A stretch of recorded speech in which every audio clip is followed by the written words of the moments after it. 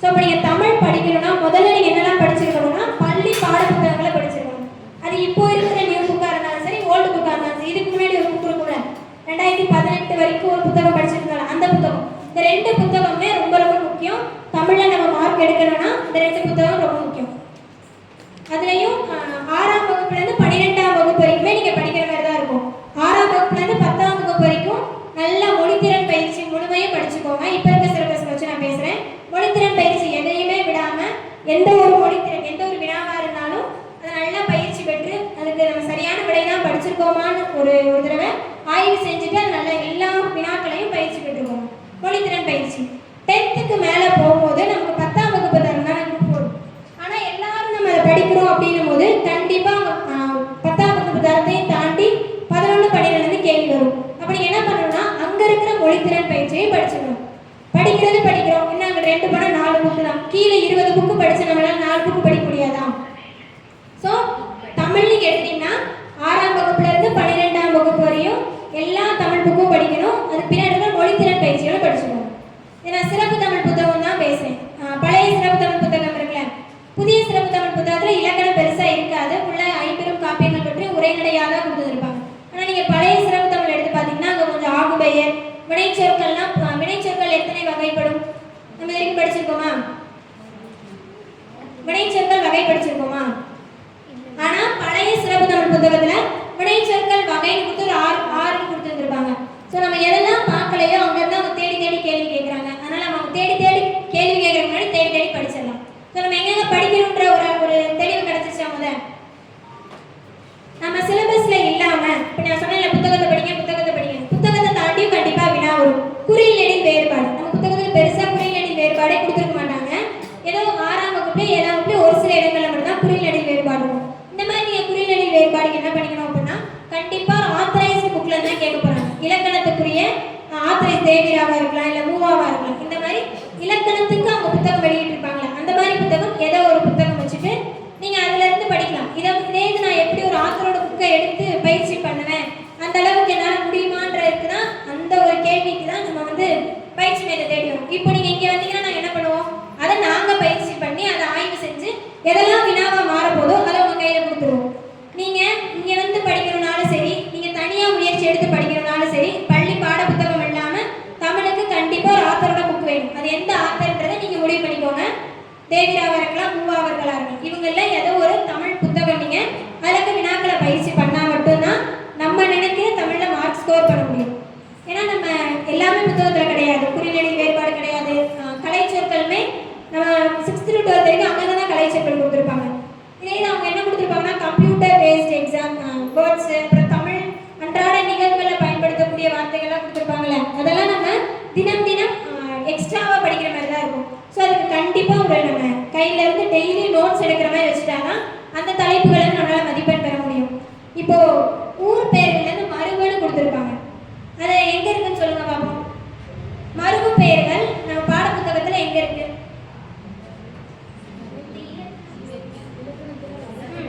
வழக்குன்னு ஒரு இலக்கணம் கொடுத்துருப்பாங்க. தகுதி வழக்கு, இயல்பு வழக்கு. அந்த இடத்துல மருகுன்னு ஒரு சின்ன தலைப்பு இருக்கும். இதே இது நம்ம 10ஆம் வகுப்பு புதிய புத்தகத்தில் பேஜ் நம்பர் 181 நினைக்கிறேன். அந்த பேஜில் ஒரு 5-6 ஊர் பேர் கொடுத்துருப்பாங்க.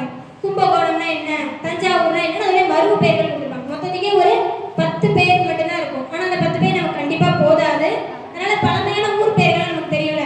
அந்த மாதிரி ஊர் பேர்களுக்கெல்லாம் என்ன மருகு பேர் இருந்திருக்கும் அப்படின்றத நம்ம கண்டிப்பாக நோட்ஸ் எடுத்துக்கிற மாதிரி இருக்கும். ஸோ நம்ம தமிழ் ப்ரிப்பரேஷன் உள்ளே வந்துட்டோம்னா நீங்கள் முதல்ல கடைபிடிக்க வேண்டியது பள்ளிப்பாட புத்தகம். இது இல்லாமல் செல்ஃப் நோட்ஸ் கண்டிப்பாக வேணும். அதை நீங்கள் வெப்சைட் பார்த்து எழுதலாம், இல்லை ஒரு ஆத்தரோட புக்கை வச்சு பார்த்து எழுதலாம். ஸோ இது 2 மட்டும் இருந்தால் தான் கண்டிப்பாக தமிழில் 90 அப்படின்றது சாத்தியம். இதுக்கு முன்னாடி நம்ம எப்படி சொல்லியிருக்க மாட்டோம். வெறும் பாட புத்தகம் படித்தா மட்டுமே 90க்கு மேலே 95 வரைக்குமே எடுக்க முடியும். ஆனால் இப்போ சொல்ல முடியாது. சரி, இப்போ நான் சொன்ன மாதிரி புத்தகத்தை படிச்சிட்டிங்க, வெளியே ஒரு செல்ஃப் மெட்டீரியல் ரெடி பண்ணி படித்தாச்சு. நம்ம என்னதான் படித்தாலும் கண்டிப்பாக ப்ராக்டிஸ் ரொம்ப முக்கியம். நம்ம ஏதோ ஒரு வினா இப்போ நாலடியாரில் நாலடியார் எந்த நாட்டு புலவர்களால் எழுதப்பட்டிருக்கும்? சரி, நாலடியார் எழுதுனது யாரு? ரொம்ப டிஃபிகல்ட் கொஸ்டின். நான் பேசிக்காவே கேட்டால் மாட்டிக்குவீங்க உங்களை. நாலடியார் எழுதுனது யாரு? சமண முனிவர். அந்த சமண முனிவர்கள் எந்த நாட்டை சேர்ந்தவங்க?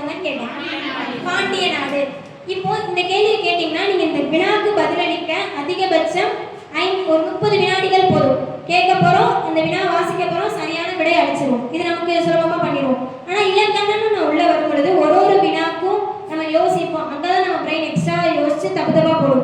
அதனால பிராக்டிஸ் அப்படின்றது ரொம்ப முக்கியம். நீங்க ஏதாவது ஒரு தமிழ் தேர்வு திட்டத்தில் இணைஞ்சு நீங்க தமிழை அடிக்கடி டெய்லியும் டெஸ்ட்டோ இல்லை வீக்லி ஒன்ஸ் இல்லை வீக்லி ட்வைஸ் டெஸ்ட் போட்டால் மட்டும்தான் இப்போ இருக்கிற பாடத்திட்டம் தமிழில் கண்டிப்பாக மார்க் ஸ்கோர் பண்ண முடியும். ஸோ நீங்கள் தமிழில் மார்க் எடுக்கணும், பழையபடியே நான் தமிழில் 90 அடிக்கணும்னு நீங்கள் நினச்சிங்கன்னா கண்டிப்பாக படிப்பு ரொம்ப முக்கியம். படித்ததோடு மட்டும் பத்தாது, ப்ராக்டிஸ் பண்ணணும். எப்படி மேக்ஸ் சொல்லிகிட்டே இருப்போம், மேக்ஸ் வந்து ப்ராக்டிஸ் ரொம்ப முக்கியம். ப்ரீவியஸ் இயர் கொஸ்டின் எடுத்து ப்ராக்டிஸ் பண்ணுங்கன்னு சொல்லிட்டே இருக்க மாதிரி தமிழுக்கு இப்போ நீங்கள் ப்ராக்டிஸ் பண்ணால் மட்டும்தான் ஸ்கோர் பண்ண முடியும். தமிழுக்கு ப்ராக்டிஸ் பண்ணால் மட்டும்தான் ஸ்கோர் பண்ண முடியும். ஸோ இந்த ப்ராக்டிஸ் ப்ளஸ் ஸ்டடி நீங்கள் ஒரு பாயிண்ட்டை நீங்கள் ஸ்டாப் பண்ணிட்டீங்க அப்படின்னா கண்டிப்பாக மார்க் வராது. சரி, நம்ம இப்போ ஓவராலாக தமிழ் என்னெல்லாம் பண்ணலாம் அந்த மாதிரி சொல்லியிருக்கோம். இப்போ நான் கொஞ்சம் எங்கெங்கே இருக்குது நீங்கள் வந்து எனக்கு ஒரு யூஸ்ஃபுல்லாக இருக்கணும்ல. தமிழ் இப்போ நம்ம டாபிக்ஸாக பிரித்து போட்டுட்டாங்க இலக்கணம்னு, இதெல்லாம் எங்கெங்கே இருக்குன்னு நான் ஓரளவுக்கு சொல்கிறேன். நீங்கள் போய் தேடி படிக்கிறதுக்கு சுலபமாக இருக்கும். ஸோ அதை வேணால் நோட்ஸ் எல்லாம் எடுத்துக்கோங்க.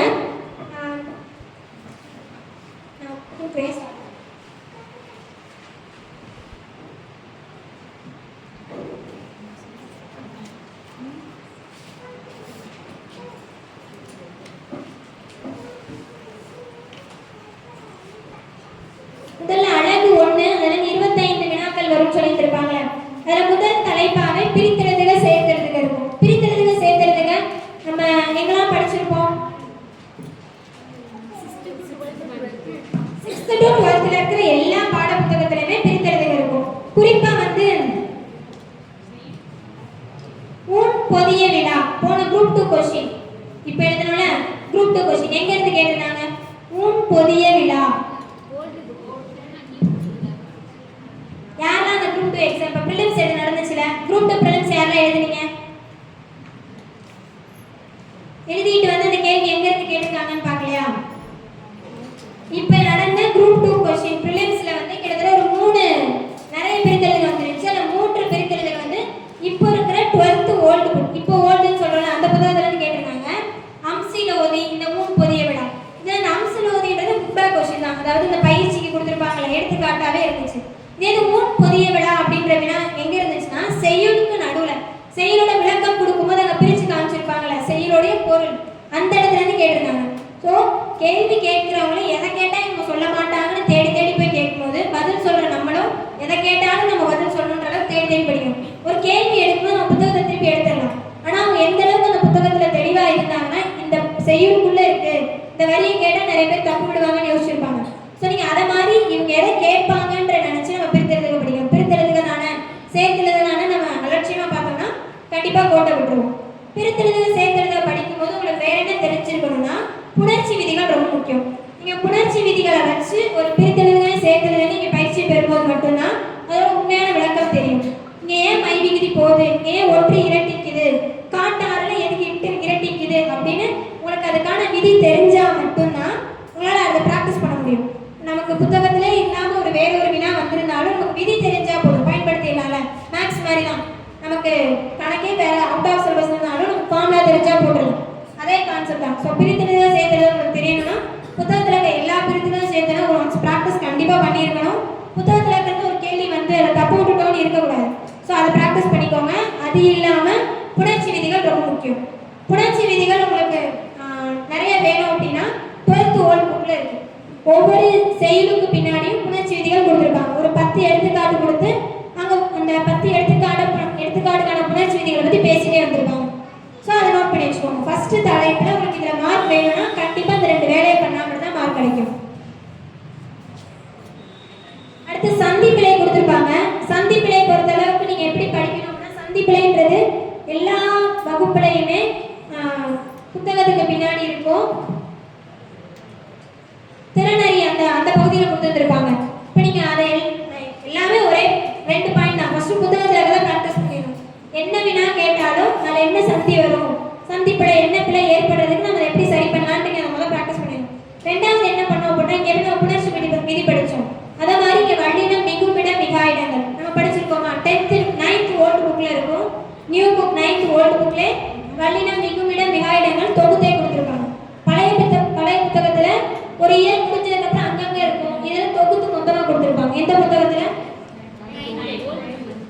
9th நியூ தொகுத்து கொடுத்துருப்பாங்க. நீங்க அந்த வல்லினம் மிகும் மிகா நீங்க பிராக்டிஸ் பண்ணிட்டீங்கன்னா எங்கெல்லாம் சந்தி மிகும் மிகா கண்டுபிடிச்சிடலாமா? ஸோ நீங்க சந்தி பிழையில நீங்க மார்க் வேணும் அப்படின்னா வல்லினம் மிகும் இடம் மிகா எடுத்து நீங்க பயிற்சி பெற்றிருக்கணும்.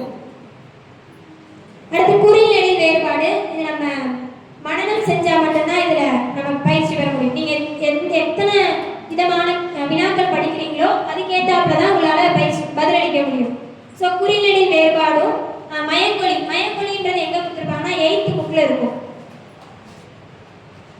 சாரி, மயங்கொலி வந்து 6th இருக்கும். 6th டேர்ம் வந்து 2nd டேர்ம்ல இருக்கும்.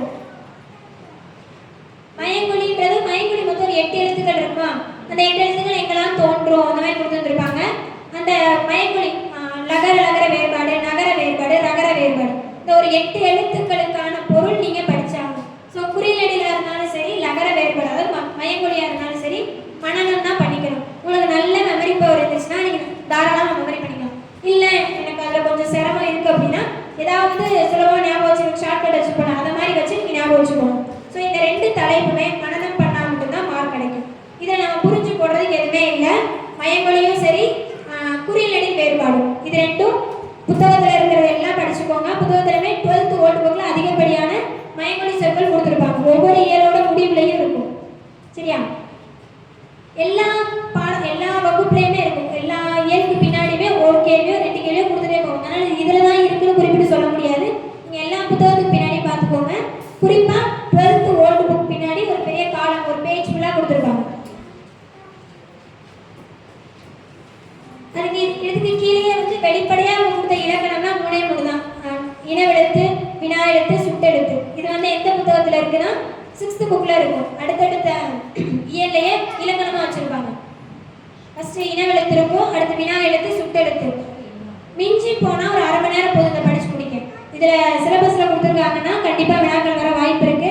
ஒண்ணுமே இல்லை, எந்த வினா எழுத்து முதல்ல வரப்போகுது, முதல்ல இறுதியில வரப்போற வினா எழுத்து எது, அதிக அழுத்தம் தரக்கூடிய வினா எழுத்து எதுதான் கேட்க போறாங்க. ஸோ இந்த 3 இலக்கணம் வெளிப்படையா கொடுத்த இலக்கணம்னா இது 3 தான்.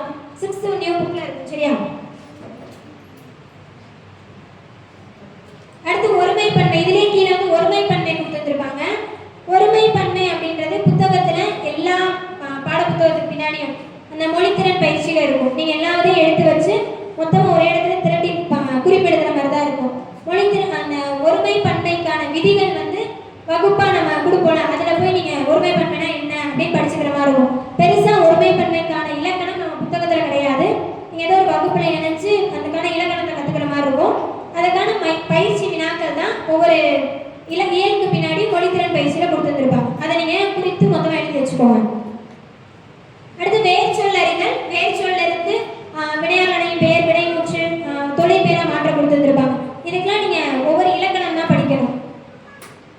நம்ம 10th நியூ புக்ல ஃபர்ஸ்ட் இயர்ல கொடுத்துருப்பாங்க. வினையாளனையும் பெயர் என்ன, தொழில் பேர் என்ன கொடுத்துருப்பாங்க. 6th new book, 7th new book. இதெல்லாம் படிக்கணும்னா எல்லா இலக்கணமும் படிச்சுதான் ஆகணும். 8th நியூ புக்லயுமே இருக்கும். நீங்க எல்லா இலக்கணமும் படிச்சீங்கன்னா தான் இந்த வேர் சொல்ல வந்து வேறொரு வினையா மாற்ற முடியும். பெயரச்சவா மாத்தினாலும் சரி, வினையச்சவா மாத்தினாலும் சரி, வினையாளனையும் பெயர், தொழில் பெயரா மாத்தினாலும் நீங்க பாடப்புத்தகத்துல எல்லா இலக்கணமும் படிச்சாதான் இந்த வினாவுக்கு பதிலளிக்க முடியும். நீங்க மனப்பாடம் பண்ண தேவையில்லை, புரிஞ்சா நம்ம விடை போட்டுக்கலாம். சரியா?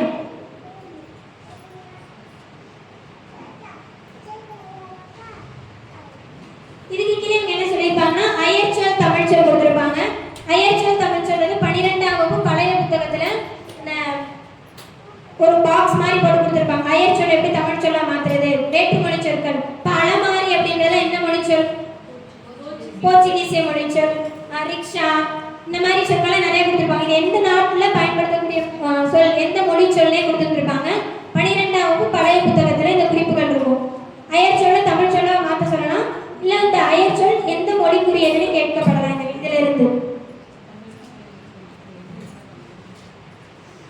இந்த சொற்கள்ன்றது இப்போ நம்ம எழுத்து இது வரைக்கும் பார்த்தோம். இப்போ சொல்ல ஆரம்பிச்சிருக்கோம்.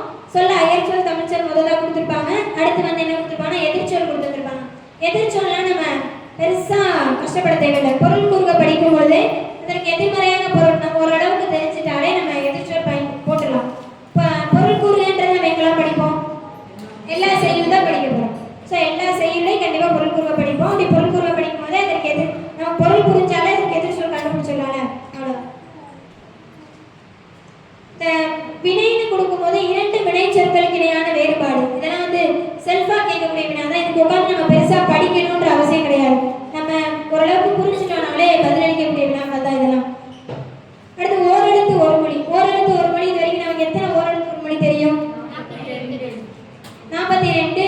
யார் சொல்லியிருக்கா? பவனந்தி முனிவர் 42 ஓரெழுத்து ஒரு மொழி கேட்டிருந்தாங்க. ஆனா இப்ப நமக்கு குரூப் 2 கேட்டதுல அவர் சொன்ன ஒரு ஓரெழுத்து ஒரு மொழி கூட கேட்கல. ஆனால் நம்ம அவங்க கேட்டிருந்தாலும் எங்க இருந்து வந்துச்சுன்னா கவர்மெண்ட் வெளியிட்டு இருப்பாங்கல்ல ஒரு மெட்டீரியல் சிலபஸ், அங்க இருந்து தான் நண்டும் அதுக்கு அதெல்லாம் கேட்டிருந்தாங்க. ஸோ இந்த மாதிரி தலைப்புகளுக்கெல்லாம் கவர்மெண்ட் வெளியிட்ட மெட்டீரியலே நம்ம படிச்சுக்கணும். ஓரெழுத்து ஒரு மொழி கண்டிப்பா புத்தகத்துல இருக்கிறது பத்தாது, கவர்மெண்ட் சோர்ஸ்ல இருக்க ஓரெழுத்து ஒரு மொழியில படிச்சிருங்க. இப்போ நடந்த எக்ஸாம்ல அங்க இருந்து தான் கொஸ்டின்ஸ் வருது. ஸோ நீங்க விடை அளிக்கணும் அப்படின்னா கண்டிப்பா அந்த மெட்டீரியல் நம்ம படிக்கிற மாதிரி தான் இருக்கும்.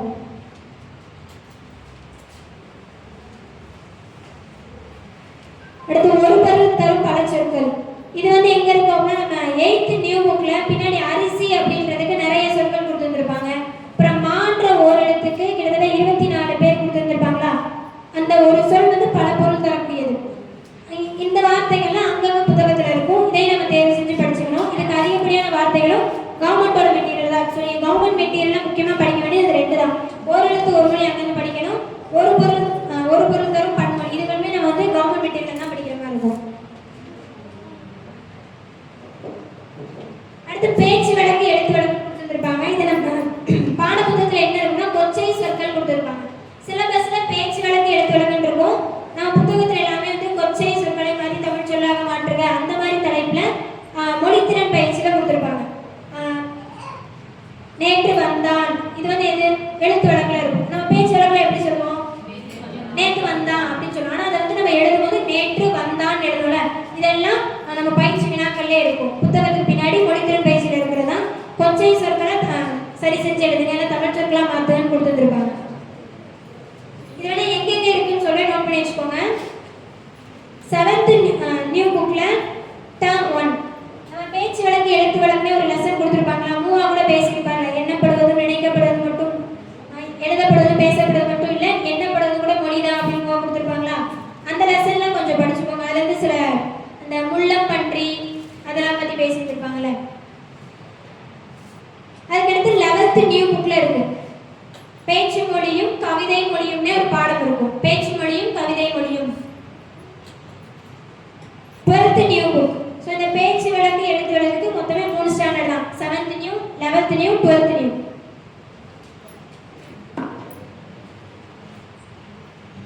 அடுத்த தலைப்பா வந்து இந்த கோடிட்ட இடத்தை நிரப்புக. கண்டிப்பா என்ன கேட்க போறாங்கன்னு தெரியல, எதை வேணா கேட்கலாம். இலக்கணமா இருக்கலாம், உரைநடையா இருக்கலாம், செய்யுள கொடுத்துட்டு கூட ஒரு திருக்குறளை கொடுத்துட்டு கூட அந்த இடத்தை நிரப்ப சொல்லலாம். ஸோ கோடிட்ட இடத்தை நிரப்ப நீங்க புத்தகம் எல்லாத்தையும் தான் படிக்கிற மாதிரி இருக்கும். சரியா? அடுத்து பொருத்தமான பொருளை தேர்வு செய்க. நம்ம பொருள் கூறுக தான் கேட்டிருக்காங்க. 6ஆம் வகுப்புல இருந்து 12ஆம் வகுப்பு வரையும் எல்லா பொருள் கூறையும் படிச்சுக்கோங்க. 12th இப்போ இருக்கிற ஓல்டு புக் இதுக்கு முன்னாடி செட்டு அதுல வந்து செய்யுளுக்கு பொருள் பெருசா கொடுத்துருக்க மாட்டாங்க. ஆனா இந்த பொருள் கூறுகள் கொடுத்துருப்பாங்க. நீங்க செய்யுள் புரிஞ்சு பொருள் தரலைனாலும் பொருள் கூறுகள் இருக்கிறத படிச்சுக்கோங்க. அங்க இருந்து வினாக்கள் வர்றதுக்கு வாய்ப்பு இருக்கு. பிரித்தெழுதுக்கு அங்க போய் கேட்கறாங்கன்னா கண்டிப்பா பொருள் கூறுகளும் அங்க போய் கேட்கறதுக்கு அதிகப்படியான வாய்ப்பு இருக்கு. அடுத்ததான் இந்த ஊர் பெயரின் மருவு காண்கள் கொடுத்துருப்பாங்க. அது வந்து எங்க இருக்கும் அப்படின்னா 10th நியூ புக்ல பேஜ் நம்பர் 181.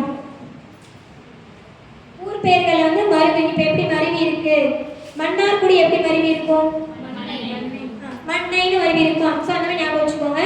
இது நம்ம புத்தகத்துல பார்த்தோம்னா ஒரு இடத்துல தான் இருக்கும், பள்ளி பாட புத்தகத்துல. இனி அதிகப்படியா நம்ம தேடி செல்ஃப் நோட்ஸ் எடுத்துக்கிற மாதிரி இருக்கும்.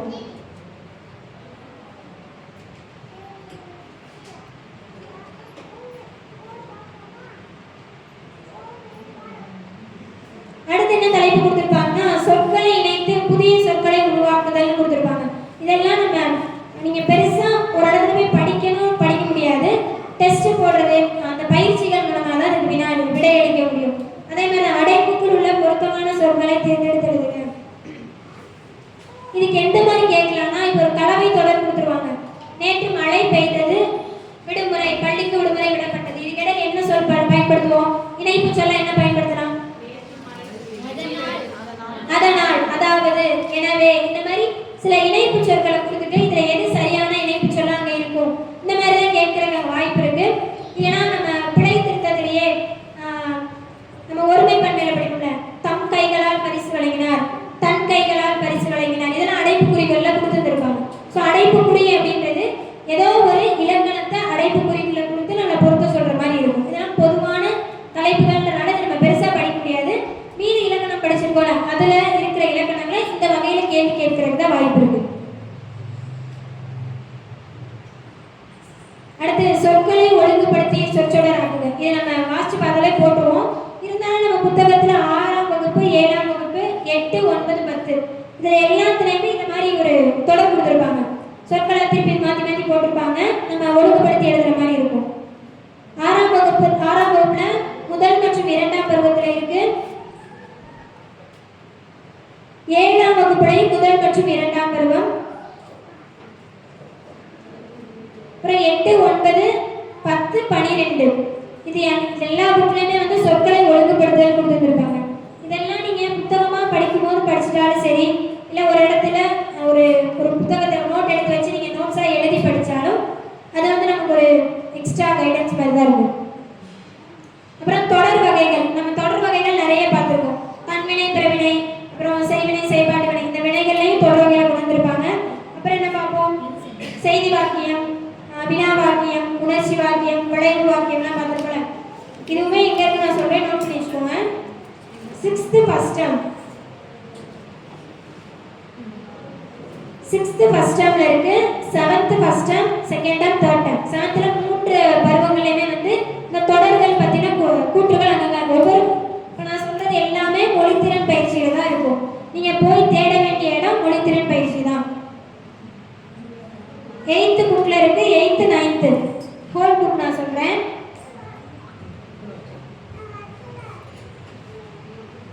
11th புக்ல பேஜ் நம்பர் 175, 11th நியூ புக்ல பேஜ் நம்பர் 175, 12th புக்ல பேஜ் நம்பர் 2044 2044. இது நீங்க 10ஆம் வகுப்பு புத்தகத்துல இல்லையா கேட்கக்கூட, 10ஆம் வகுப்புல தான் அதிகப்படியானது இருக்கும். என்ன கொடுத்துருப்பாங்க, தொகைநிலை தொடர், தொகாநிலை தொடர் கொடுத்துருப்பாங்களா, கண்டிப்பா அதுவும் தொடர் வகைகளுக்குள்ள வந்துடும். ஸோ தொகைநிலை, தொகாநிலை அது ரெண்டுமே இதிலே சேர்த்துக்கணும்.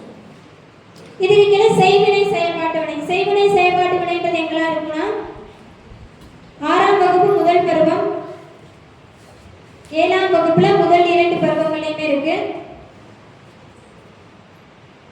8 9 10 இந்த தன்வினை, பிறவினை, செய்வினை, செயல்பாட்டு வினை வந்து 11 12 கிடையாது. 6ல இருந்து 10 வரைக்கும் எல்லா வகுப்புலயுமே மொழித்திறன் பயிற்சியில கொடுத்துருப்பாங்க.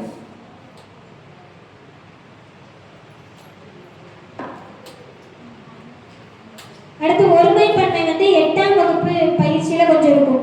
8ஆம் வகுப்புல புதிய புத்தகத்துல பக்க எண் வந்து 164. ஒருமை பன்மை வேறுபாடு இது. தாம் எங்க போடணும், தான் எங்க போடணும், அல்லோ, அல்லே, அல்லர் இதெல்லாம் படிச்சிருக்கோம் போல.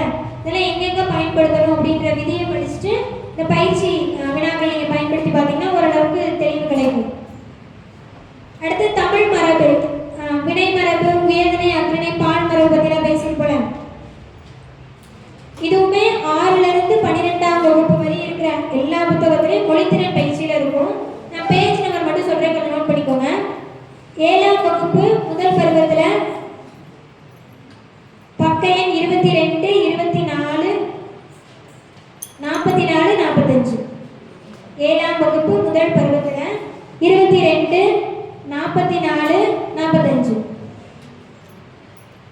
இதே 8th புக்கு 8ஆம் வகுப்பு புத்தகத்துல பக்க எண் 5 6 141 5 6 141. 9ஆம் வகுப்புல வந்து 228. 9ஆம் வகுப்புல 228ஆம் பக்கத்துல இருக்கு. 10ஆம் வகுப்புல 90 100 90 இல்ல 199 90 199. 11ஆம் வகுப்புல 200ஆவது பக்கத்துல எல்லாமே ஹோல் புக் இருக்குல்ல, அந்த பேஜ் நம்பர் சொல்றேன். சப்போஸ் நீங்க யூனிட் புக் வச்சிருந்தீங்கன்னா, டேர்ம் புக் வச்சிருந்தீங்கன்னா கொஞ்சம் மாறுபடும். 11 வகுப்புல வந்து 38 185. 12ஆம் வகுப்புல வந்து 173.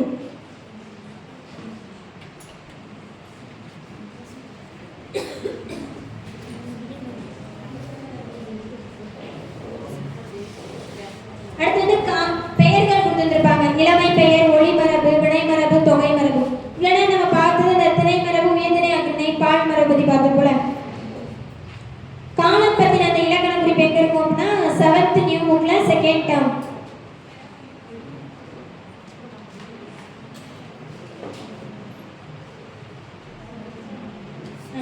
New book 2nd term.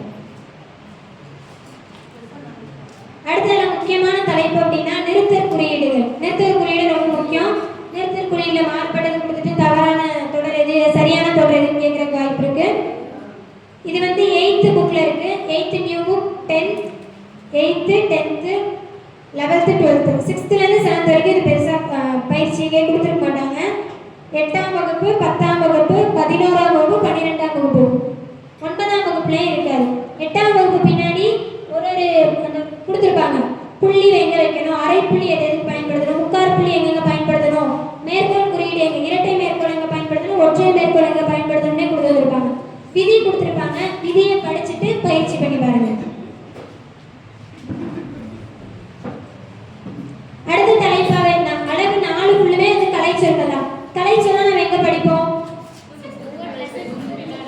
ஒவ்வொரு இயலுக்கு பின்னாடியும் ஒரு 5 வார்த்தையா கலைச்சொற்கள் கொடுத்துருப்பாங்களா, இதை இங்க படிச்சுக்கோங்க. இது மட்டும் இல்லாம சிறப்பு தமிழ் புத்தகம் இருக்குல்ல, புதிய 11ஆம் வகுப்பு 12ஆம் வகுப்பு சிறப்பு தமிழ் புத்தகத்துல அந்த அகர வரிசைப்படி ஏபிசிடி ஆல்பா படியே வந்து கொடுத்துருப்பாங்க. கிட்டத்தட்ட அதிகமான வார்த்தைகள் தான் இருக்கும். அதனால நீங்க ஓரளவு படிச்சுக்கோங்க. முக்கியமான வார்த்தைகள் நமக்கு இப்ப இருக்கிற சிலபஸ்க்கு ஏற்ற மாதிரி நிறைய கலைச்சொற்கள் சிறப்பு தமிழ் புத்தகத்துல தான் இருக்கு. மெட்டஃபர், சிமிலி, இதுக்கெல்லாம் தமிழ் சொற்களே கொடுத்துருப்பாங்க. ஸோ அதெல்லாம் நீங்க ஓரளவுக்கு படிச்சு வச்சுக்கோங்க.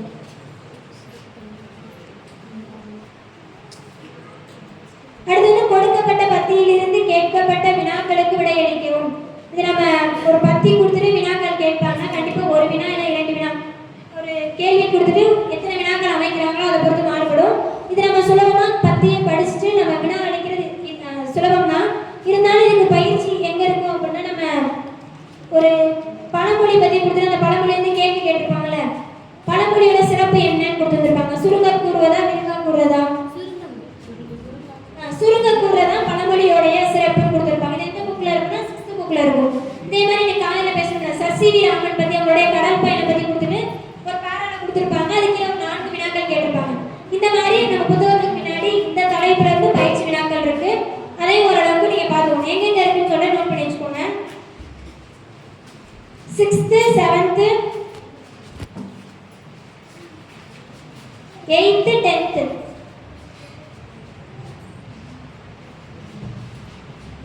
11th மட்டும் பேஜ் நம்பர் சொல்றேன். 11th வந்து பேஜ் நம்பர் 22, 24, 53, 78, 113, 113.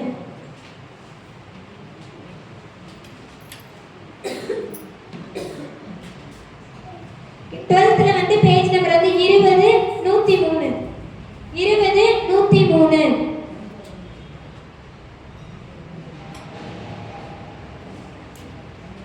அடுத்த தலைப்பு என்ன கொடுத்திருப்பாங்க அப்படின்னா, செய்தித்தாள், தலையங்கம், முகப்பு செய்திகள், அரசு சார்ந்த திட்டங்கள், கட்டுரைகள் இவற்றை வாசித்து புரிந்து கொள்ளும் திறன்.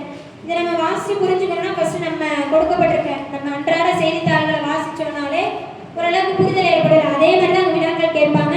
அதை வாசிச்சு நம்ம பயிற்சி பெற மாதிரி இருக்கும். அடுத்தது உவமை தொடரின் பொருளறிதல், அந்த மரபு தொடர்லாம் கொடுத்துருப்பாங்களே, இந்த நெல்லிக்காய் கொட்டையை கொட்டினார் போல, இருதலை கொல்லி எறும்பு போல, இதெல்லாம் நம்ம படிச்சிருக்கோம்ல. இதுக்கானதெல்லாம் எங்க இருக்கு அப்படின்னா 7th 3rd termல 8th 9th 11th. 7th 3rd term, 8th 9th 11th. இது இல்லாம 12th சிறப்பு தமிழ் பழைய புத்தகத்திலையும் கிட்டத்தட்ட ஒரு 25 உவமைகள் கொடுத்துருப்பாங்க. புது புத்தகம் சொல்ல பழசு சொல்றேன். பழைய சிறப்பு தமிழ் 12th புக்ல ஒரு செய்யுள் மாதிரியே கொடுத்துருப்பாங்க. நீங்க இண்டெக்ஸ்ல பார்த்தாலே தெரியும். மரபு தொடர் உவமையால் விளக்கப்பட்டு கொடுத்துட்டு ஒரு 25 வாக்கியங்கள் கொடுத்துருப்பாங்க.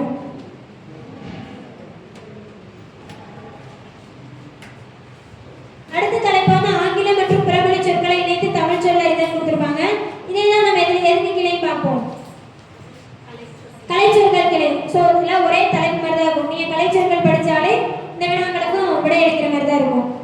அடுத்து இருக்கிறது பயன்பாட்டில் உள்ள ஆங்கில சொற்களை மொழிபெயர்த்தல்.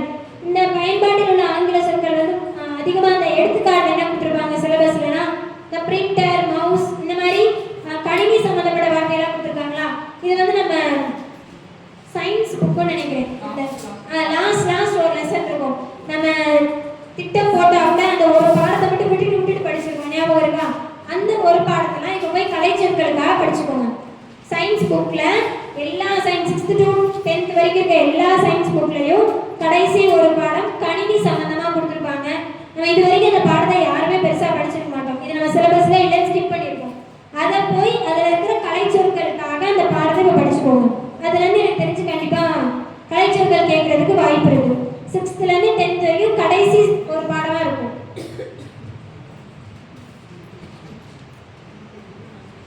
அடுத்தது திருக்குறள் தொடர்பானதுன்னு கொடுத்துருப்பாங்க. திருக்குறளை கிட்டத்தட்ட 20 அதிகாரங்கள் கொடுத்துருப்பாங்க. இந்த 20 அதிகாரங்களையும் கண்டிப்பாக எல்லா குறளையும் மனப்பாடம் பண்ண முடியாட்டினாலும் முக்கியமான குறள்கள் மனப்பாடம் பண்ணிக்கோங்க. குறளை மனப்பாடம் பண்ணுறதுன்றதை விட சான்றாண்மை தாங்கும் 5 தூண்கள், குறள் கூறும் அறம் எனப்படுவது யாது, இந்த மாதிரி கேள்வி கேட்கக்கூடிய குறள்கள்லாம் இருக்கும்ல. வள்ளுவர் என்ன சொல்லியிருக்காரு, எதை தீமைன்னு சொல்லியிருக்காங்க, எதை வந்து சிறந்த தவம்னு சொல்லியிருக்காங்கன்னு வள்ளுவர் சொன்னதா ஒரு சில கேள்விகள் இருக்குல்ல. இந்த மாதிரி இந்த 20 அதிகாரத்துக்கு 10 குறள்னா மொத்தம் எத்தனை ஆயிரும்? 20 அதிகாரம், அதிகாரத்துக்கு 10 குறள்னா 200 குறள் தான். ஒரு 200 கேள்வியை நீங்க உருவாக்கிட்டீங்கன்னா கண்டிப்பா இந்த 200 கேள்வியில இருந்து ஒரு 2 வினாவாச்சும் வந்துடும். திருக்குறள்ல இருந்து இந்த 200ல இருந்து ஒரு 2 வினா வந்துடும். ஸோ இந்த 20 அதிகாரங்களையும் திருக்குறள் உங்களுக்கு மனப்பாடமா தரலனாலும் பொருள் ரொம்ப முக்கியம். அடுத்து வந்து அரை இலக்கியங்கள் கொடுத்துருப்பாங்க. அரை இலக்கியங்கள் மட்டும் 18 கீழ்கணக்கில் உள்ள 11 அரை இலக்கியம் இருக்கும். நம்ம புத்தகத்தில் நம்ம சிலபஸ்ல ஒரு 8 அரை இலக்கியம் தான் கொடுத்துருக்காங்க. ஒரு 8 அரை இலக்கியம் தான் கொடுத்துருக்காங்க. அந்த 8 அரை இலக்கியத்தையும் நம்ம பழைய சிலபஸ்ல இருந்ததான். ஸோ நீங்கள் அதை பாட புத்தகத்தில் இப்போ 4 அடியாலும் ஒரு 2 இடத்துல தான் இருக்கும். அந்த அரை இலக்கியங்கள் மட்டும் நீங்கள் படிச்சிட்டாலே போதுமானதாக இருக்கும். அடுத்து என்ன கொடுத்துருப்பாங்கன்னா பழைய இதுக்கு மேலே பார்க்கறது ஃபுல்லுமே வந்து பழைய சிலபஸ் தான். தமிழின் தொன்மைகள் ஒரு 5 பாடம் இருக்கும். நம்ம தமிழின் தொன்மைகள் உள்ள பத்திமார் கலைஞருடைய ஒரு பாடம் இருந்திருக்கும். அந்த மாதிரி தமிழின் தொன்மைகள்ன்றது பழைய புத்தகத்துல இருந்து கேட்கும். நம்ம பழைய சிலபஸ்ல இருந்து வரக்கூடியதான் இந்த 15 மார்க்குமே. இவங்களாம் எங்கெங்க இருக்காங்கன்னு வேணா அந்த பாடத்தோட பேர்கள் சொல்றேன் வச்சுக்கோங்க. உவேசா பத்தின ஒரு பாடம் 12th நியூ புக்ல இருக்கும். பண்டைய கால பள்ளிக்கூடங்கள்னு சொல்லிட்டு உவேசாக்கு 12th நியூ புக். அடுத்து தேப்போ மீனாட்சி சுந்தரனாருக்கு வந்து நம்ம புத்தகத்துல நோட்ஸ் இருக்காது, கவர்மெண்ட் மெட்டீரியல் தான் எடுத்து படிக்கிற மாதிரி இருக்கும். சி லக்குவனாருக்குமே புத்தகத்துல எங்கேயுமே குறிப்புகள் இருக்காது. நம்ம அன்னை அகாடமியோட நோட்ஸும் கவர்மெண்ட் மெட்டீரியல் மட்டும் தான் எடுத்து படிக்கிற மாதிரி இருக்கும். தேவநேய பாவனர் வந்து 10ஆம் வகுப்பு புதிய புத்தகத்துல இருப்பாரு. பாவனரேறு பெருஞ்சித்திரனார் 6ஆம் வகுப்பு மற்றும் 10ஆம் வகுப்பு புதிய புத்தகம். 6ஆம் வகுப்பு ஓல்டு, 10ஆம் வகுப்பு புதிய புத்தகம். ஜியூபோ பத்தி நமக்கு தெரியும். 11th புக்ல ஒவ்வொரு முடிஞ்சோடனே ஒரு அறிஞர்கள் பத்தி கொடுத்துருப்பாங்களே அந்த தலைப்பு ஒன்று. அடுத்து வந்து 8th ஓல்டு புக்ல ஜியூபோ பத்தி ஒரு பாடம் கொடுத்துருப்பாங்க. டிகேசி வந்து நம்ம 7th நியூ புக்ல இருப்பாரு. குன்றக்குடி அடிகளாரும் 7th new book 3rd term. T K Chidambaranar தான் டிகேசின்னு சொன்னேன், அவர் நோட் பண்ணிக்கோங்க. அடுத்து குன்றக்குடி அடிகளும் 7th new book 3rd term. Kannadasan வந்து அதிகப்படியான இடங்கள் இருப்பார். 9th புக் 9th ஓல்டு ஒரு பாடமே அவருக்கு இருக்கும். 10th காலக்கணிதம் கண்ணதாசன் ஒரு பாடம் இருக்கு, அதையும் குறிச்சுக்கோங்க. 7th 3rd termல ஒரு லெசன் இருக்கும். அடுத்து சிலபஸ்ல கொடுத்தது காயிதே மில்லத் வந்து 7th 3rd term. தாராபாரதி அதிகப்படியான இடங்கள்ல இருப்பாங்க, செய்யுள்கள் நம்ம படிக்கிற மாதிரி இருக்கும். அடுத்து நாமக்கல் கவிஞருமே 7th 3rd term.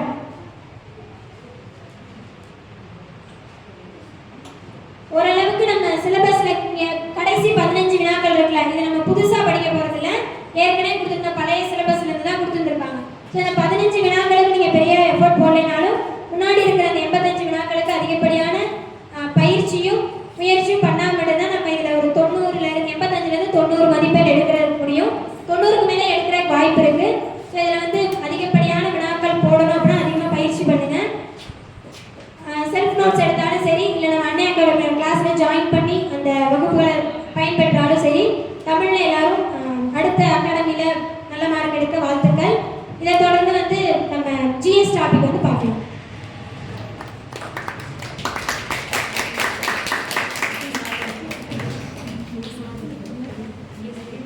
அவங்க ஏற்கனவே நிறைய அவங்க வந்து இப்போ லாஸ்ட் ஒரு 4 இயர்ஸு வந்து பார்த்தீங்கன்னா அவங்களுடைய இந்த டிஎன்பிஎஸ்சிக்கு கம்ப்ளீட்டாக தயார் பண்ணிகிட்டு இருக்கிறாங்க.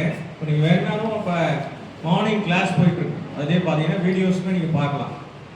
மார்னிங் 4 to 6 வந்து வீடியோஸ் இருக்குது. அதில் நீங்கள் யூடியூப்பில் நீங்கள் போய் அன்னை அகாடமின்னு போட்டிங்கன்னா அதுலேயே வரும். ஏர்லி மார்னிங் கிளாஸே இருக்கும். இதோட ப்ரீஃபாக இந்த கிளாஸஸ் ஃபுல்லாகவே உங்களுக்கு கிளியராக வந்து புரிகிற மாதிரி இருக்கும். அதை நீங்கள் பார்த்தீங்கனாலே உங்களுக்கு தெரியும். ஏன் சொல்ல வரேன்னா, இவங்க இப்போ தமிழ் வந்து நம்முடைய வகுப்பில் அவங்க தான் தமிழ் தொடர்ச்சியாக எடுத்துகிட்டு இருக்கிறாங்க. அதாவது 2-3 பேர் எடுக்கிறாங்க. ஒவ்வொரு ஃபேக்டர் ஒவ்வொரு வகையில் ஒருத்தர் எடுப்பாங்க, மாறி மாறி எடுப்பாங்க. அதனால் ரொம்ப தெளிவாக எடுத்ததுனால தான் தமிழில் வந்து நிறைய வினாக்களுக்கு நம்ம வந்து இந்த தேர்வில் விடையளிக்க முடிஞ்சது. அதனால தான் வெற்றியும் நம்ம பெற்றிருக்கோம். அதனால் அவங்க சொல்கிறது வந்து சாதாரண செய்தியாக வந்து நீங்கள் யோசிக்கக்கூடாது. மிகுந்த கவனத்தோடு நீங்கள் எடுத்துக்கிட்டிங்கன்னா அது உங்களுக்கு நிச்சயமாக ஒரு வெற்றியினுடைய படிக்கட்டாக. குறிப்பாக தமிழ் அப்படிங்கிறது ரொம்ப முக்கியமானது இந்த குரூப் 4 தேர்வு. இப்போ ஒரு காணொலியை பாருங்கள், மிகுந்த கவனத்தோடு இதை நீங்கள் கவனிக்கலாம். இப்போ நான் சொன்னதில் இருக்கிற விளக்கமும் அது உங்களுக்கு நல்லாவே புரியும்.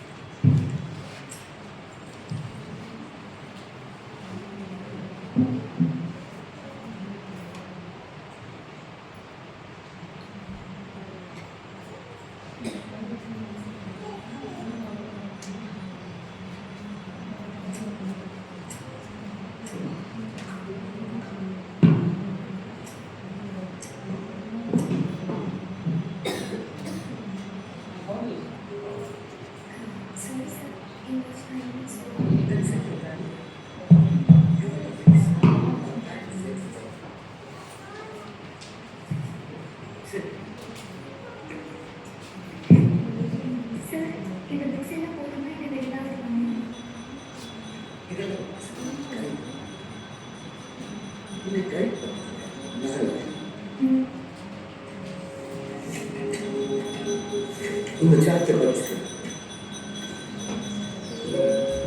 சார். ஏபிசிடி தானே சார்? எனக்கு நல்லா தெரியும். Do what I say. Okay sir.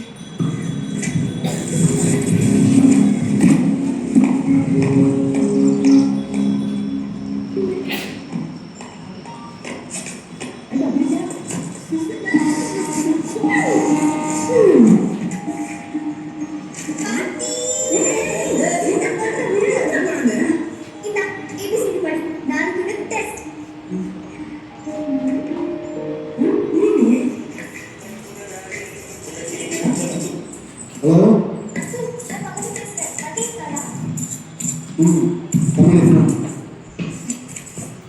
Hello, என்னடி ப்ரொஃபசர் சொல்லி தரதெல்லாம் புரியுதா இல்ல கஷ்டமா இருக்கா? கஷ்டமாவா? அந்த அளவுக்கு காமெடி பண்றாடி. என்னடி சொல்ற?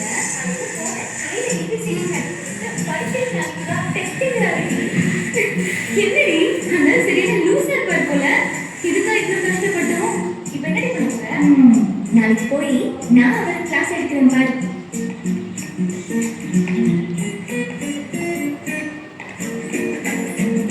சார், ஷார்ட் சொன்னோம். குட்.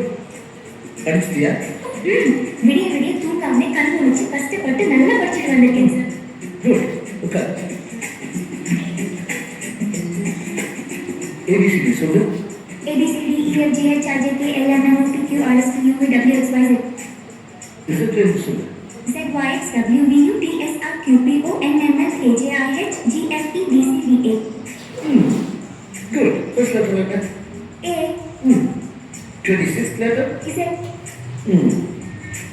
17th letter?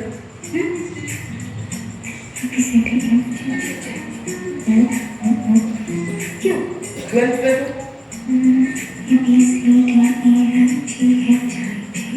Stop.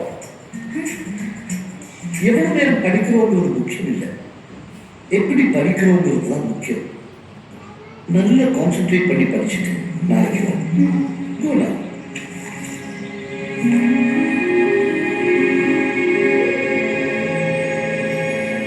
ஏய் உனதான்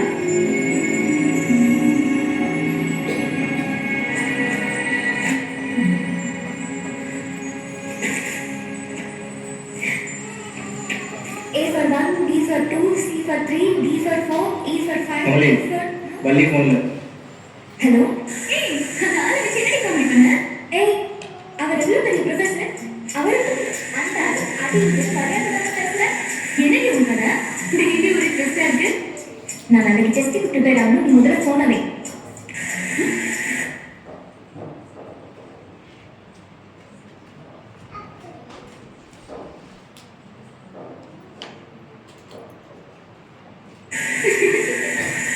படிக்காது சொல்லி கொடுத்தா நாம தெளிவா இருந்திருப்பா.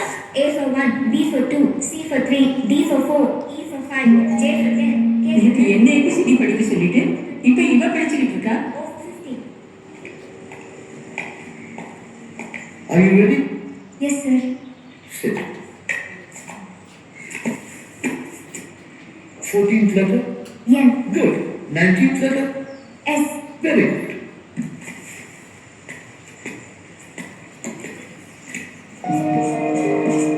N plus S. 33. Good. Okay. N square plus S square.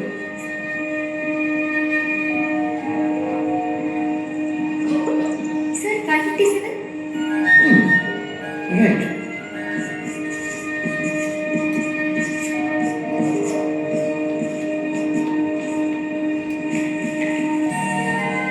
Y square plus K minus B square into G square.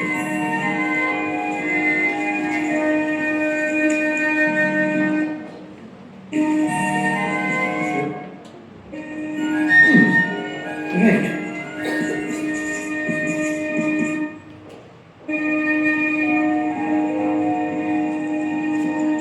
Sir 557. Right.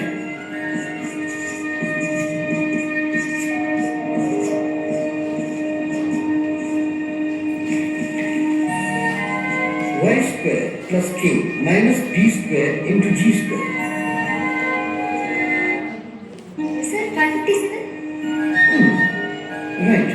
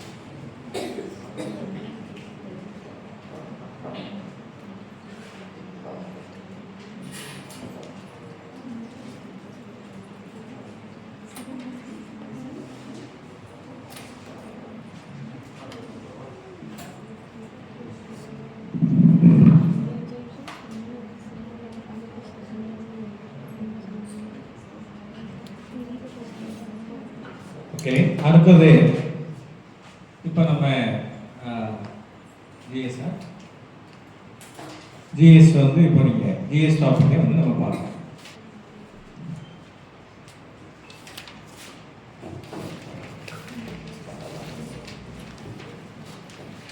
அனைவருக்கும் இனிய மதிய வணக்கம். தடைகள் 1000 வந்தால் என்ன, அடியெடுத்து வைத்து முன்னேறிவிடு, நீங்களும் ஒரு வெற்றியாளராகலாம். ஓகேவா? நம்மளுடைய தமிழ் வந்து பார்த்தாச்சு. இப்போ ஜிஎஸ்க்கு பழசுக்கும் புதுசுக்கு இப்போ என்ன டிஃப்ரெண்ட் இருக்கு? பழைய ஜிஎஸ்க்கும் புது ஜிஎஸ்க்கும் இப்போ என்ன டிஃப்ரெண்ட்?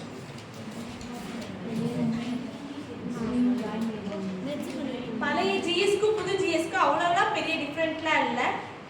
யூனிட்டை வந்து கம்பைன் பண்ணி கொடுத்து இப்போ மொத்தமாக ஒரு 6 யூனிட் கொடுத்துருக்காங்க. இந்த புதுசாக இந்த சிலபஸில் வந்து என்ன ஒன்று கொடுத்துருக்காங்கன்னா, நம்மளுடைய மார்க் வந்து வெளிப்படையாகவே தெரிஞ்சிச்சு. நம்மனா வந்து என்னன்னா ஒரு அஷ்யூம் பண்ணுவோம், பாலிட்டிக்னா ஒரு 50லேருந்து ஒரு 20 கொஸ்டின் வரும், இப்படிலாம் நம்மளாம் அஷ்யூம் பண்ணுவோம். ஆனால் இப்போ கவர்மெண்ட் என்ன பண்ணியிருக்காங்க, டிஎன்பிஎஸ்சி இவ்வளோனா இவ்வளோ கொஸ்டின்ஸ் தான் அப்படின்னு சொல்லி வந்து என்னன்னா ஒரு அஷ்யூம் பண்ணிட்டாங்க. இப்படி அஷ்யூம் பண்ணுறனால நம்ம எந்த யூனிட்டுக்கு வந்து இம்பார்ட்டன்ட் கொடுக்கலாம் அப்படின்னு வந்து நமக்கு கன்ஃபார்மாக தெரியும். அப்படி பார்க்குறப்ப எல்லாருமே நோட் பென் எடுத்து வச்சுக்கோங்க, நோட் பண்ணிக்கோங்க. நான் முக்கியமான டாபிக்ஸு என்னென்ன டாபிக் வந்து இது படித்தா கன்ஃபார்ம் கொஸ்டின் வரும்ல, அந்தந்த டாபிக்ஸ் தான் சொல்ல போகிறேன். ஃபஸ்ட்டு வந்து எந்தெந்த கொஸ்டினில் வந்து அதிக வெயிட்டேஜ் இருக்குது அப்படின்னு பார்க்க போகிறோம்.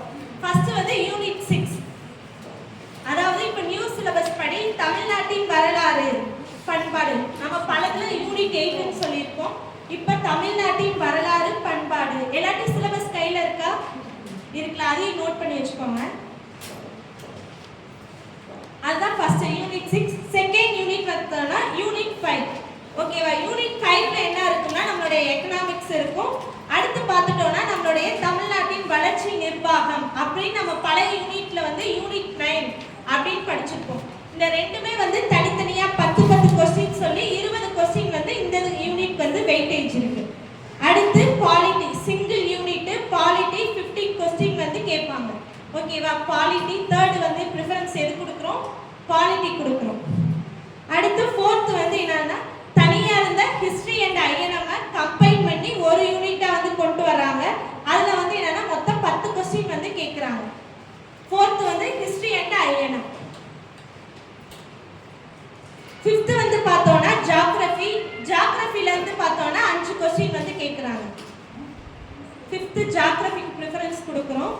அடுத்து 6th பார்த்தோம்னா சயின்ஸுக்கு 5 கொஸ்டின் வந்து இதுல இருந்து கேட்குறாங்க. இதுதான் வந்து இந்த ஆர்டர் படி தான் நம்ம வந்து குரூப் ஒர்க் வந்து ப்ரிப்பேர் பண்ண போறோம். அதனால நம்மளுடைய ஹை மார்க் வந்து ஸ்கோர் பண்ண முடியும். ஃபர்ஸ்ட் யூனிட் 6 யூனிட் 6ல வந்து ஃபர்ஸ்ட் டாபிக்கே வந்து என்னன்னா தமிழ் சமுதாய வரலாறு, அது தொடர்பான தொல்லியல் கண்டுபிடிப்புகள். ஓகேவா? இந்த யூனிட்ல இருந்து பார்த்தோம்னா சிஏ கேட்கறதுக்கான அதிக வாய்ப்பு வந்து என்னன்னா இந்த யூனிட்ல தான் இருக்குது. அதாவது யூனிட் 6 பொறுத்த வரைக்குமே சிஏ நடப்பு நிகழ்வுகள் கேட்பாங்களே, கேட்கறதுக்கான அந்த வாய்ப்பு எந்த டாபிக்ல இருக்குன்னு பார்த்தோம்னா தொல்லியல் கண்டுபிடிப்புகள். ரொம்ப ரொம்ப நோட் பண்ணி வச்சுக்கோங்க, அது வந்து ரொம்ப ரொம்ப முக்கியமானது. அதுக்கடுத்து சங்ககாலம் முதல் இக்காலம் வரையிலான தமிழ் இலக்கியம் அப்படின்னு பார்க்குறப்ப நம்மளுடைய தமிழ் புக்கும் கவர் ஆகும். நம்மளுடைய 9th புக் இருக்கு பார்த்தீங்களா, 9th சோசியல் சயின்ஸ் புக்கில் தமிழ் சமுதாய வரலாறு அப்படின்னு ஒரு பாடம் இருக்கும். அந்த பாடத்தை வந்து நோட் பண்ணி வச்சுக்கோங்க. இந்த தமிழ் சமுதாய வரலாறுல படிக்கிற ஒரு முக்கியமான பாடம்னா 9th புக்கில் ஒரு தொல்லியல் கண்டுபிடிப்புகள் அப்படின்னு ஒரு பாடம் இருக்கும். அதை நோட் பண்ணி வச்சுக்கோங்க. அதுக்கடுத்து பார்த்தோம்னா திருக்குறள். இப்போ தான் தமிழ் மேம் சொல்லிட்டு போனாங்க. திருக்குறள்னு பார்த்தாலே 6th to 12th Tamil book படிக்கணும். ஓகேவா? பக்கத்தில் எழுதி வச்சுக்கணும் டக்குனு ஃபாஸ்ட்டாக. 6th to 12th வரைக்கும் தமிழ் புக்கில் படிச்சுக்கணும். எக்ஸ்ட்ரா எங்கெங்கெல்லாம் கேட்பாங்க அப்படின்னு பார்த்தோம்னா நம்மளுடைய 11th 12th ethics book, 11th 12th ethics book. அடுத்து 11th எக்கனாமிக்ஸ். 11th எக்கனாமிக்ஸ் புக்கில் பார்த்தோம்னா திருக்குறள் சம்பந்தமாகவே ஒரு பாடம் இருக்கும். அது ரொம்ப ரொம்ப இம்பார்ட்டண்டான பாடம், அதில் தான் கேட்பாங்க. அதுக்கடுத்து இப்போ கொஸ்டின்ஸ்லாம் பார்க்குறப்ப திருக்குறள்ல இருந்து கொஸ்டின் அதிகமாக கேட்குற புக்குன்னு பார்த்தோம்னா 8th தமிழ் நியூ புக்ல இருந்து அதிகமாக கேட்குறாங்க. 8th Tamil new book. அடுத்தது ஆங்கிலேயருக்கு எதிரான தொடக்க கால கிளர்ச்சிகள். இந்த பாடத்துல இருந்து கன்ஃபார்ம் வந்து 1 or 2 கொஸ்டின் வந்து கன்ஃபார்ம் இடம்பெறும். இந்த பாடம் வந்து ரொம்ப முக்கியமான பாடம், எடுத்துக்கோங்க. ஆங்கிலேயருக்கு எதிரான தொடக்க கால கிளர்ச்சிகள். ஹிட் வந்து என்னன்னா வீரபாண்டிய கட்டபொம்மன், வேலு நாச்சியார், புலித்தேவர், இவங்களை பத்தி படிக்கிற பாடம். ஓகேவா? அடுத்து பார்த்துட்டோம்னா விடுதலை போராட்டத்தின் பெண்களின் பங்கு. இது வந்து நோட்ஸ் வந்து நம்மளுடைய தமிழ் புக்ல இடம்பெறும். தில்லையாடி வள்ளியம்மை, அஞ்சலை அம்மாள், அம்புஜத்தம்மாள் இப்படின்னு சொல்லுவாங்க. நம்ம அன்னை அகாடமி நோட்ஸே வந்து என்னன்னா இது வந்து பக்காவா இருக்கு, அதெல்லாம் யாரும் பயப்பட தேவையில்லை. அதுக்கடுத்து பார்த்தோம்னா தமிழ்நாட்டின் பல்வேறு சீர்திருத்தங்கள், சீர்திருத்த இயக்க மாற்றங்கள் அப்படின்னு பார்க்குறப்ப எந்தெந்த டாபிக்னா வள்ளலார் இருக்காங்களே, ராமலிங்க அடிகளோட இது படிக்கணும். அந்த சீர்திருத்த இயக்கங்கள்ல ராமலிங்க அடிகள், அயோத்திதாச பண்டிதர், வைகுண்ட சுவாமிகள். இவங்க தான் நம்ம தமிழ்நாட்டுக்காண்டி சீர்திருத்த இயக்கங்கள் வந்து பண்ணியிருக்காங்க. அப்ப இதுல முக்கியமானது தொல்லியல் கண்டுபிடிப்புகள், திருக்குறள்ல இருந்து கொஸ்டின்ஸ் இடம்பெறும். அடுத்து ஆங்கிலேயருக்கு எதிரான தொடக்க கால கிளர்ச்சிகள், அடுத்து தமிழ்நாட்டின் சீர்திருத்த இயக்கங்கள். இதுதான் இந்த பாடத்துல இருந்து முக்கியமா கொஸ்டின்ஸ் கேட்கிற ஏரியா. அடுத்து யூனிட் 5 பார்க்கலாம். யூனிட் 5 பொறுத்த வரைக்குமே இந்திய பொருளாதாரம் மற்றும் தமிழ்நாட்டின் வளர்ச்சி நிர்வாகம். இது பொறுத்த வரைக்குமே இப்ப 20 கொஸ்டின் கேட்கறாங்கன்னா 10 கொஸ்டின் வந்து எதுல தான் இடம்பெறும் பார்த்தோம்னா நடப்பு நிகழ்வுகள். அதாவது சிஏ வந்து அதிகமா கேட்கக்கூடிய வாய்ப்பு எதுல இருக்குன்னு பார்த்தோம்னா இந்த யூனிட் 5. அதுக்கு வந்து ரொம்ப இம்பார்ட்டன்ட் போட்டு வச்சுக்கோங்க. இதுல எப்படி நம்ம செலக்டிவா படிக்கலாம் அப்படின்னு பாக்குறப்ப ஃபர்ஸ்ட் இந்திய பொருளாதாரத்தின் இயல்புகள். இந்திய பொருளாதாரத்தின் இயல்புகளுக்கு 11th 7th lesson எகனாமிக்ஸ்ல 7th lesson படிச்சுக்கோங்க. 11th economics 7th lesson. அடுத்து 5 இயர் பிளான் 5 ஆண்டு திட்ட மாதிரிகள். அடுத்து பேங்க் பத்தி கேட்பாங்க. ஓகேவா? பேங்க் பத்தி கேட்பாங்க. அடுத்து டாக்ஸ் வரி, அதாவது ஜிஎஸ்டி முக்கியமா இப்ப போயிட்டு இருக்கு. இப்ப ஜிஎஸ்டி படிக்கணும். அதுக்கு அடுத்து வரிகள் சம்பந்தமா பாடங்கள் வந்து இருக்குது, நோட் பண்ணி வச்சுக்கோங்க. வரிகள் டாபிக் எழுதிட்டீங்களா? அதுக்கடுத்து முக்கியமானதுன்னா சமூக பிரச்சனைகள். இந்த சமூக பிரச்சனைகளுக்கு வந்து நீங்க நோட்ஸ் படிக்கிறதோட என்ன படிக்கணும் பார்த்தோம்னா அது சம்பந்தமான ஸ்கீம்ஸ் படிக்கணும். ஓகேவா? ஸ்கீம்ஸ் தான் வந்து உங்களுக்கு முக்கியமானது. அப்ப இந்திய பொருளாதாரத்தின் கீழே சமூக பிரச்சனைகள் சம்பந்தமான ஸ்கீம்ஸ் எழுதிக்கோங்க. அதுக்கடுத்து முக்கியமா நம்ம பார்க்க வேண்டியது இந்தியாவுடைய பட்ஜெட்டும் தமிழக பட்ஜெட். இந்தியா பட்ஜெட் பார்க்கணும், நம்மளுடைய தமிழக பட்ஜெட் வந்து பார்க்கணும். இவ்வளவுதான் வந்து பார்த்தோம்னா எக்கனாமிக்ஸ். என்ன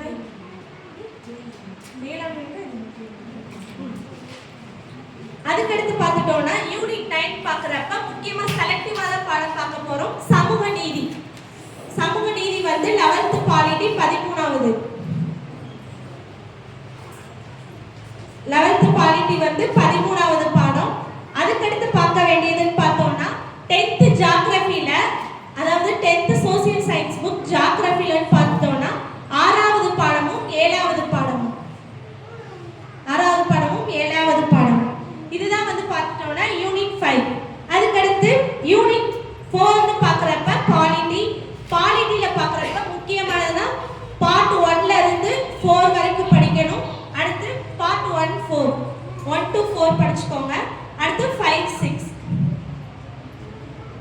6 படிக்கணும். அதாவது நீங்க படிக்கிறப்பே உங்களுக்கு தெரியும் மத்திய அரசு மாநில அரசு படிக்கணும்.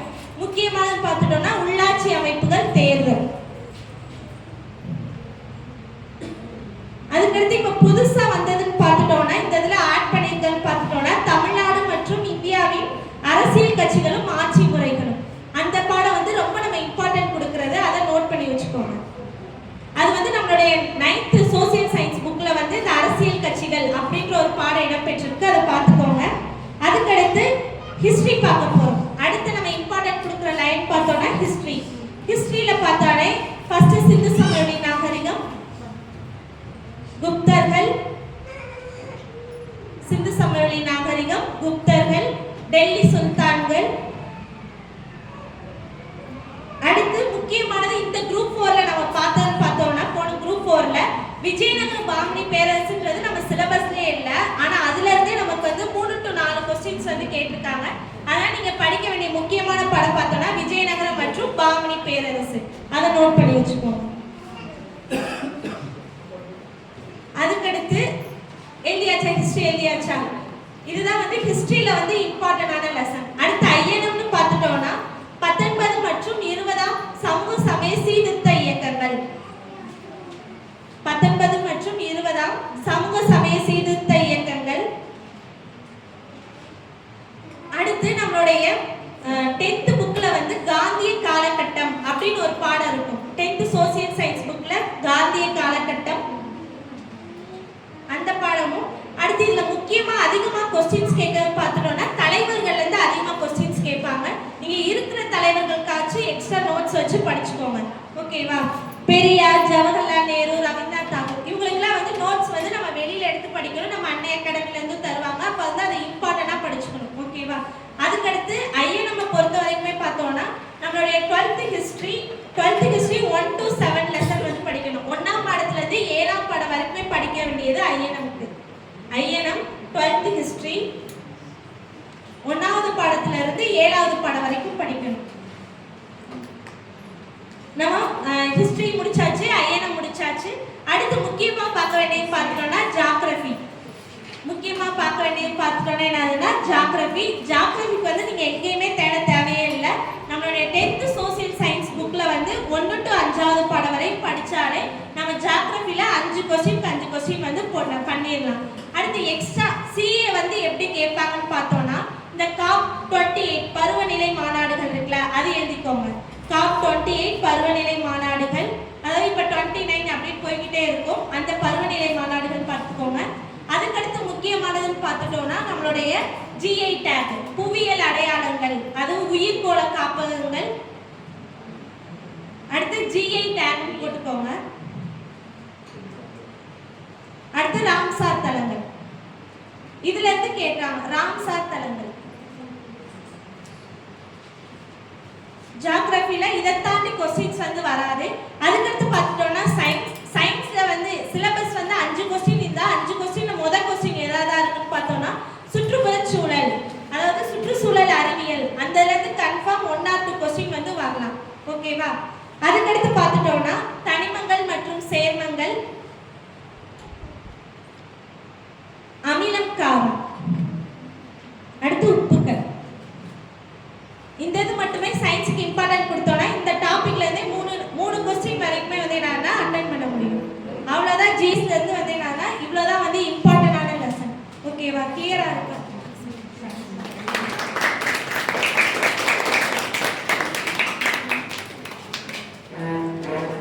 ஜிஎஸ்ல அவங்க உங்களுக்கு ரொம்ப ஷார்ட் அண்ட் ஸ்வீட்டாக கொடுத்துருக்குறாங்க. திரும்ப சினேகா வந்து அவங்களுக்கு நம்ம அனைவரும் சார்பாக ஒரு நல்ல வாழ்த்துக்களை. அடுத்ததாக பார்த்தீங்கன்னா மேத்தமேட்டிக்ஸ் கொடுக்குறாங்க. உங்களுக்கு மேத்ஸில் வந்து என்ன ட்ரிக்ஸ் இருக்கணும், எப்படி ஷார்ட் அண்ட் ஸ்வீட்டாக ஸ்கோர் பண்ணுறது அப்படின்னு சொல்லிட்டு திருமிகு முத்துமாரியம்மாள் அவர்கள் வந்து இப்போ உங்களுக்கு கொடுப்பாங்க.